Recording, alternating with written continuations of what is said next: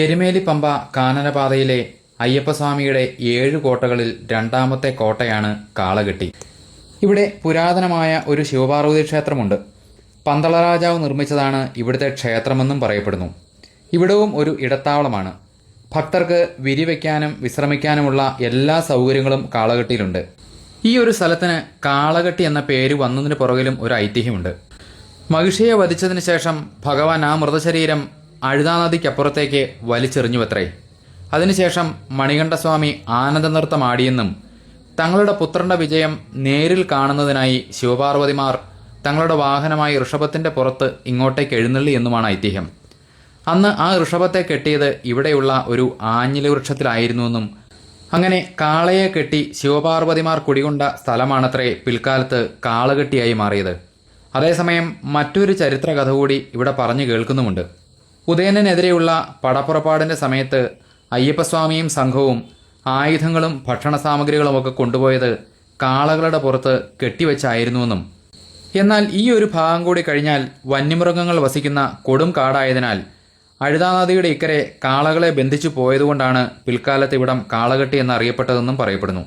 എന്തായാലും ഈ കഥകളുമായി ബന്ധപ്പെട്ട് പറയുന്ന നൂറ്റാണ്ടുകൾ പഴക്കമുള്ള ഒരു വലിയ ആഞ്ഞിലി വൃക്ഷം ക്ഷേത്രത്തിന്റെ വടക്കുവശത്തുണ്ടായിരുന്നു. അത് കുറെ കാലം മുൻപ് കാലപ്പഴക്കത്താൽ മറിഞ്ഞു പോവുകയോ മുറിച്ചു മാറ്റുകയോ ചെയ്തു. ആ വലിയ വൃക്ഷത്തിന്റെ അവശിഷ്ടങ്ങൾ ഇപ്പോഴും ഇവിടെ കാണാം. കാളകെട്ടിയിൽ നിന്നും 1 കിലോമീറ്റർ താഴെയാണ് അഴുതക്കടവ്. അഴുതാനദിയാണ് ഇതിലെ ഒഴുകുന്നത്. ഇവിടെ അഴുതക്കടവിന് മുകളിലായി ഒരു ശങ്കരനാരായണ ക്ഷേത്രവുമുണ്ട്. കോയിക്കക്കാവും കാളകെട്ടിയുമൊക്കെ ഒഴിവാക്കി എരുമേലിയിൽ നിന്നും ഇവിടെ വരെ വാഹന സൗകര്യവും ലഭ്യമാണ്. ഏതാണ്ട് 13 കിലോമീറ്ററോളം ദൂരമാണ് അതുകൊണ്ട് തന്നെ കുറഞ്ഞു കിട്ടുക. ശരിക്കും അഴുതക്കടവ് മുതൽക്കാണ് കാനനപാത തുടങ്ങുന്നതും. മലയേറിയ സമുദായത്തിന്റെ കീഴിലുള്ളതാണ് ഇവിടുത്തെ ശങ്കരനാരായണ ക്ഷേത്രം. വളരെ പുരാതനമായൊരു ക്ഷേത്രം കൂടിയാണിത്. ഒരു മതിൽക്കെട്ടിനുള്ളിൽ 2-3 ശ്രീകോവിലുകളും ഉപദേവതാ പ്രതിഷ്ഠകളും ഒരു കളരിയുമൊക്കെയാണ് ഇവിടെയുള്ളത്. പ്രധാന ശ്രീകോവിലിലെ പ്രതിഷ്ഠ ശങ്കരനാരായണ മൂർത്തിയാണ്. തെക്കുവശത്തായി മരയഴികളിട്ട് മറച്ച തലപ്പാറമലയുടെ ഒരു ശ്രീകോവിലും കാണാം.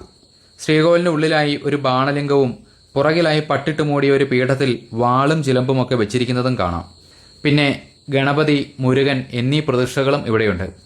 ക്ഷേത്രത്തിന് മുൻപിലൂടെയുള്ള വഴി താഴേക്ക് ഇറങ്ങിച്ചെല്ലുന്നത് അഴുതക്കടവിലേക്കാണ്.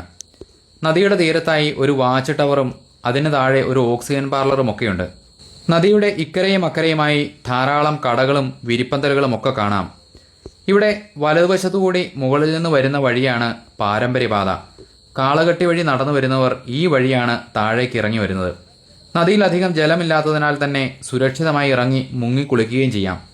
നല്ലതുപോലെ തെളിഞ്ഞ ജലവുമാണ്. ഇത്രയും നേരത്തെ യാത്രയുടെ ക്ഷീണം ഈ തെളിനീരിലൊന്ന് മുങ്ങിക്കയറിയാൽ തന്നെ മാറിക്കിട്ടും. അഴുതാനദിയിൽ മുങ്ങിക്കുളിക്കുമ്പോൾ നദിയിൽ നിന്നും ഒരു കല്ലെടുത്ത് തോർത്തുമുണ്ടിലോ മടിയിലോ കെട്ടി സൂക്ഷിക്കണം. ഇത് കല്ലിടാങ്കുന്നിൽ നിക്ഷേപിക്കാനുള്ളതാണ്. കുളി കഴിഞ്ഞാൽ മുകളിലുള്ള ശങ്കരനാരായണ ക്ഷേത്രത്തിൽ ദർശനം നടത്തി വേണം വീണ്ടും യാത്ര ആരംഭിക്കുവാൻ. അഴുതാനദിക്ക് കുറുകെ ഒരു ചെറിയ പാലവും നിർമ്മിച്ചിട്ടുണ്ട്. പണ്ടുകാലത്ത് താൽക്കാലികമായ പാലമോ കടത്തുവഞ്ചിയോ ഒക്കെയായിരുന്നു അക്കരെ പോകാനുള്ള ഏക ആശ്രയം. അഴുതയിൽ വിരിവെക്കുന്നതിനും വിശ്രമിക്കുന്നതിനുമൊക്കെ അത്യാവശ്യം സൗകര്യവുമുണ്ട്. അയ്യപ്പന്മാരുടെ ഒരു പ്രധാന താവളമാണിത്. പമ്പാനദിയുടെ ഒരു പോഷക നദിയാണ് അഴുത. നല്ല പ്രകൃതി ഭംഗി നിറഞ്ഞ ഒരു പ്രദേശം കൂടിയാണ് ഇവിടം. കാനനഭംഗിയൊക്കെ കണ്ട് അഴുതയിൽ കുളിച്ച് ഭക്ഷണമൊക്കെ പാകം ചെയ്ത് ആഴിയും ഭജനയും ഒക്കെ നടത്തി ഒരു ദിവസം വിശ്രമിച്ചിട്ടാണ് പണ്ടുകാലത്ത് ഭക്തജനങ്ങൾ ഇവിടെ നിന്നും യാത്ര തുടരുന്നത്. പാലം കടന്നു എന്നാൽ മുൻപോട്ടുള്ള യാത്ര പെരിയാർ കടുവാസങ്കേതത്തിനുള്ളിലൂടെയാണ്. ശരിക്കും കാനനപാത തുടങ്ങുന്നതും അഴുതക്കടവ് മുതൽക്കാണ്. ഇവിടെ വനംവകുപ്പിന്റെ ഒരു ഓഫീസും കാണാം. 2:30 മുമ്പ് അഴുതക്കടവ് കടന്നു പോകണം, അല്ലെങ്കിൽ ഗേറ്റ് അടയ്ക്കും. ഇനി ഇവിടെ നിന്ന് മുൻപോട്ട് പ്ലാസ്റ്റിക് നിരോധിത മേഖലയാണ്. കടലാസിലും ഇലയിലും പൊതിഞ്ഞോ സ്റ്റീൽ പാത്രത്തിലോ ഭക്ഷണ സാധനങ്ങൾ കൊണ്ടുപോകാം. അതുപോലെ വെള്ളം കൊണ്ടുപോകാൻ സ്റ്റീൽ കുപ്പികളും ഉപയോഗിക്കാം. ഇവിടെ നിന്നും ഇനി കുത്തനെയുള്ള കയറ്റം തുടങ്ങുകയാണ്.